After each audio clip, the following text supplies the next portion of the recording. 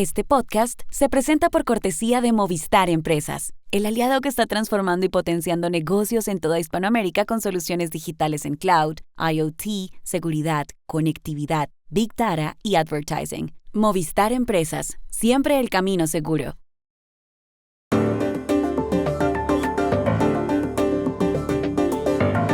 Ayer se cumplió el primer año de gobierno de Javier Milei en la Argentina. ¿Lo ha hecho bien el presidente o lo ha hecho mal? Los rebeldes sirios nombraron ayer a un primer ministro provisional y las grandes potencias miraban con atención. ¿Por qué es tan importante Siria? En Costa Rica, sólida democracia latinoamericana, toma fuerza la idea de que el presidente Rodrigo Chávez se ha vuelto autoritario. ¿Es cierto eso? Hola, bienvenidos a Y esto no es todo, el podcast del Georgetown Americans Institute de la Universidad de Georgetown en Washington, D.C. Soy Juan Carlos Iragorri, desde Madrid. Soy Paz Rodríguez Niel, desde Buenos Aires. Soy Jorge Espinosa y estoy en Bogotá. Es miércoles 11 de diciembre y esto es todo lo que usted debería saber hoy.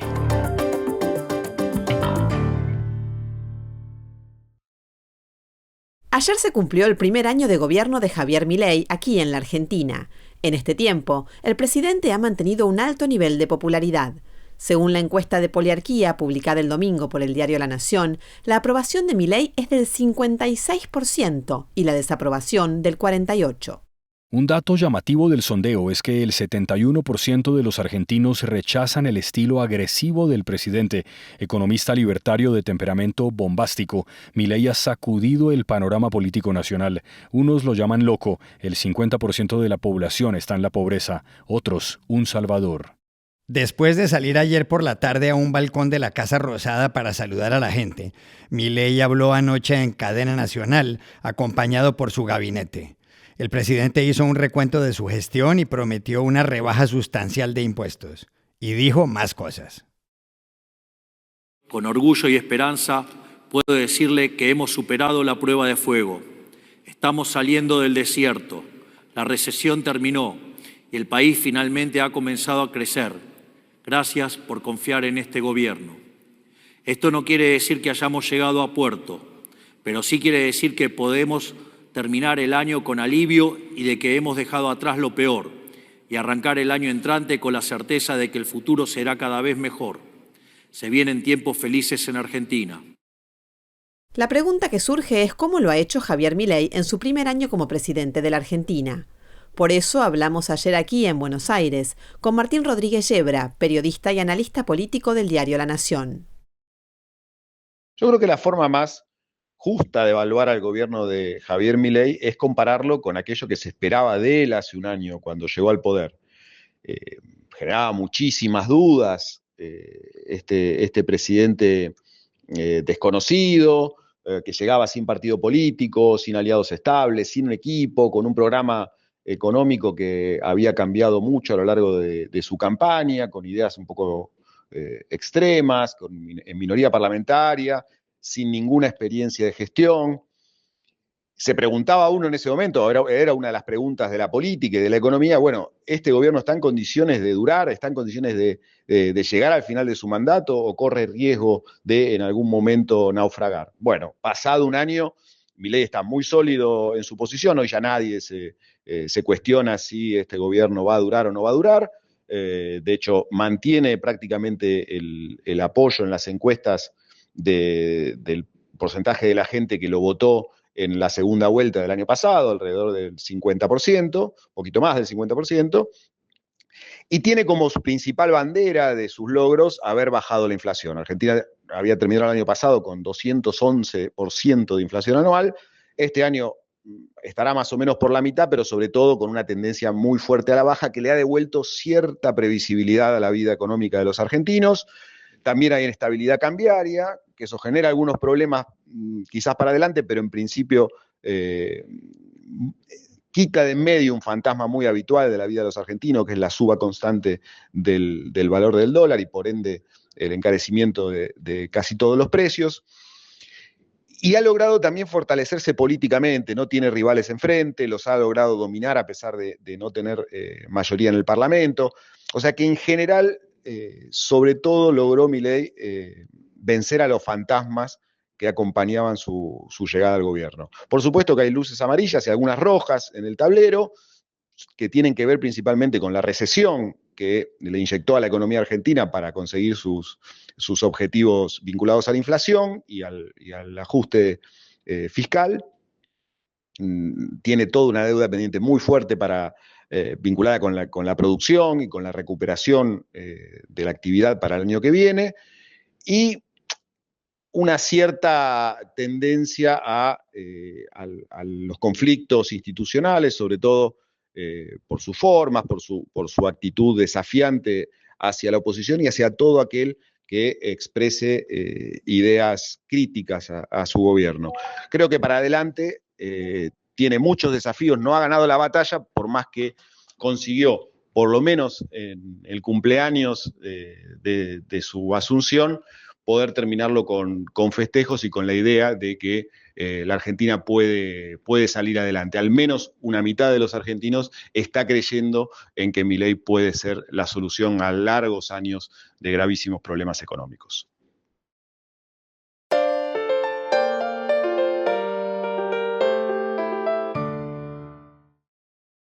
En Siria, los rebeldes del grupo Hayat Tahrir al-Sham, conocido por sus siglas HTS y cuyo nombre se traduce como Organización para la Liberación del Levante, intentaban ayer calmar a la población tras haber derrocado el domingo al dictador Bashar al-Assad.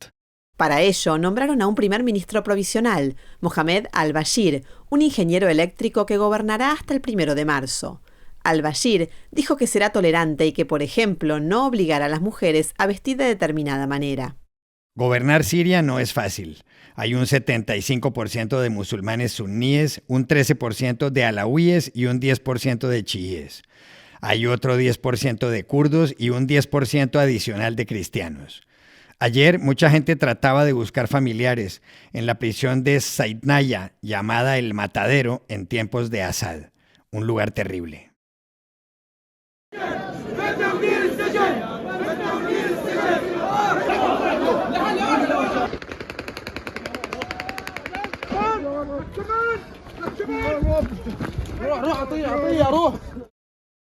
Entretanto, Israel lanzaba ataques desde la frontera con la idea de crear lo que llama una zona seca. Siria limita al suroccidente con Israel y con el Líbano. Al norte tiene a Turquía, al oriente a Irak y al sur a Jordania. En la costa mediterránea, los sirios albergan 2 bases militares rusas.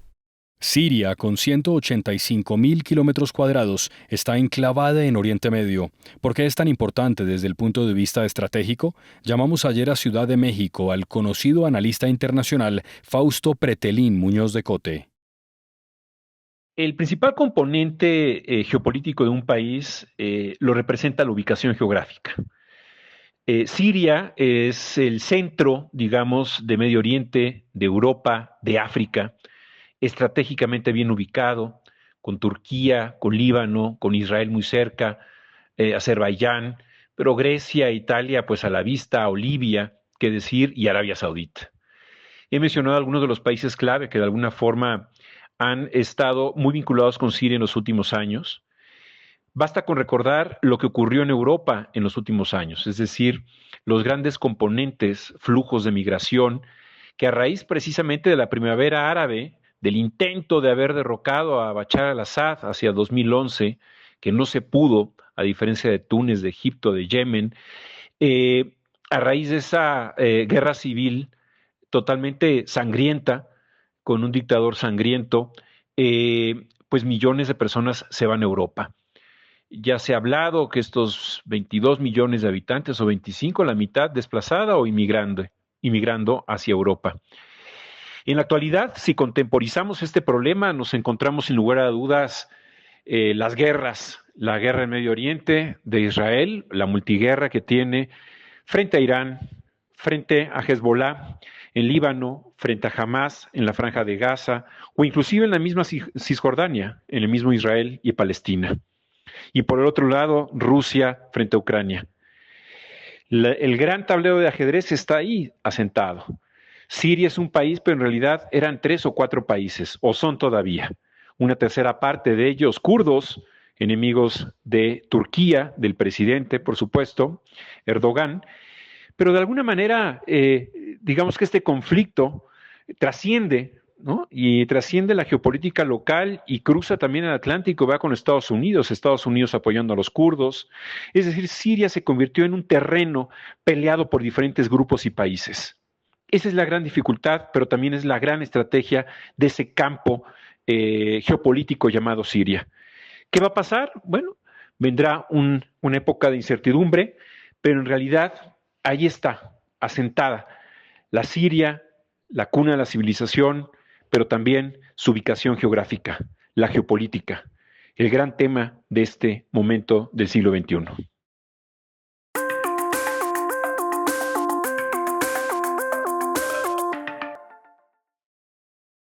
Este podcast se presenta gracias al programa de apoyo al periodismo independiente del Grupo Bancolombia, porque una sociedad mejor informada está más protegida. Costa Rica es la democracia más antigua y quizá más sólida de América Latina. El último dictador que tuvo, Federico Tinoco, gobernó de 1917 a 1919. Con solo 5.300.000 habitantes en plena Centroamérica, Costa Rica es un país con una bien asentada tradición civilista. Pero han surgido nubarrones. El presidente Rodrigo Chávez dijo este año, ojo, que Costa Rica ha sido una tiranía perfecta de 75 años. La reacción fue inmediata. Los 8 expresidentes vivos, de Óscar Arias a Carlos Alvarado, rechazaron de forma unánime esa declaración. Chávez, del Partido Progreso Social Democrático, comparó recientemente a los diputados de la Asamblea Nacional, el Parlamento de 57 escaños, con ratas y cucarachas. Y el domingo pasado, tras criticar a la justicia, habló en cadena nacional de las elecciones que serán en 1 año y 2 meses. Que vamos a tener la oportunidad de cambiar este país únicamente, y se los digo, si en el 2026, cuando yo no voy a ser presidente de la República, no hay 40 o 45 diputados y diputadas de la Asamblea Legislativa absoluta y diametralmente opuestos a los que ustedes y nosotros elegimos en este 2022-2026. Si no logramos poner y sacar a los que ustedes saben, este país no va a poder arreglar esos problemas tan profundos. Rodrigo Chávez llegó al poder el 8 de mayo de 2022, tras derrotar al expresidente José María Figueres Olsen del centrista Partido de Liberación Nacional. Ahora hay quienes dicen que Chávez transita un camino peligroso, pues ha tomado una deriva autoritaria. La pregunta es si eso es verdad, si Rodrigo Chávez se ha vuelto un presidente autoritario en un país democrático. Para saberlo, llamamos ayer a San José al periodista Diego Delfino, director del diario digital Delfino CR. Costa Rica atraviesa un momento delicado en su historia democrática y el presidente Rodrigo Chávez en efecto juega un papel central en ese escenario. Para entender lo que algunos califican como una deriva autoritaria, es fundamental reconocer primero por qué su discurso resuena tan profundamente con una porción significativa de la población. Chávez es un outsider, un hombre que se presentó como ajeno al establishment político y prometió acabar con las élites que, según él, secuestraron las instituciones del país. Ese mensaje ha calado en un pueblo que con razón se siente frustrado y traicionado por décadas de ineficiencia, corrupción y falta de resultados palpables. Costa Rica ha fallado a muchos de sus ciudadanos, especialmente a quienes quedaron al margen del progreso y sienten que la institucionalidad no les responde ni les protege.